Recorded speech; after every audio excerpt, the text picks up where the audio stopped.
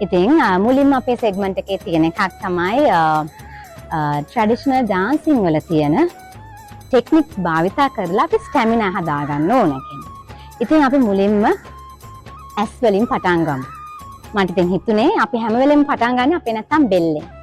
අපි ඇස් වලටත් අපේ ට්‍රැඩිෂනල් ඩාන්සින් වල තියෙනවා eye movements. ඒවට අපි දෘෂ්ටි භේද කියලා කියනවා. ඉතින් මම ඒ අදාළ වචන භාවිතා නොකර මම සාමාන්‍ය විදියට ඕගොල්ලන්ට තේරෙන විදියට මේ eye movements ටික කරන්නම්. අපි මුලින්ම ඇස් වලින් පටන් ගමු. අත් දෙක ඉනට තියාගන්න. කෙලින් ඉන්න. හොඳ හුස්මක් ගන්න. මුලින්ම අපි එක එල්ලේ බලාගෙන ඉමු. තප්පර 10ක්. ඊට පස්සේ ඕගොල්ලන්ගේ දකුණු පැත්ත උඩ බලන්න.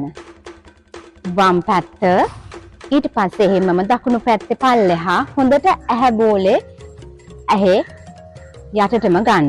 ඒ වගේම වම් පැත්තට. දැන් ඇස් දෙක විතරක් හොඳට කරකවන්න. මේකෙන් ඇස් වලට ඕගොල්ලන්ට මාංශ පේශී වලට රුධිරය හොඳට ගලාගෙන යන එක්තරා එක ක්‍රමයක් තමයි මේ eye movement exercises. එහෙම නැත්නම් අපි මේක භරතනාට්‍යම් වල කියන්නේ දෘෂ්ටි භේද කියලා. ඒත් එක්කම දැන් මේ ඇහැ හොඳට කොනටම ගන්න. මේ movements අපි දන්නවා යෝගා කරන ඕගොල්ලොත් දන්නවා ඇති මේක යෝගා වල තියෙන එක්තරා exercise එකක් තමයි මේ. දැන් උඩ පල්ලෙහා හොඳට බලන්න. ඔළුව නෙමෙයි හොල්ලන්න ඕනේ. ඔයගොල්ලෝගේ ඇහැ විතරයි.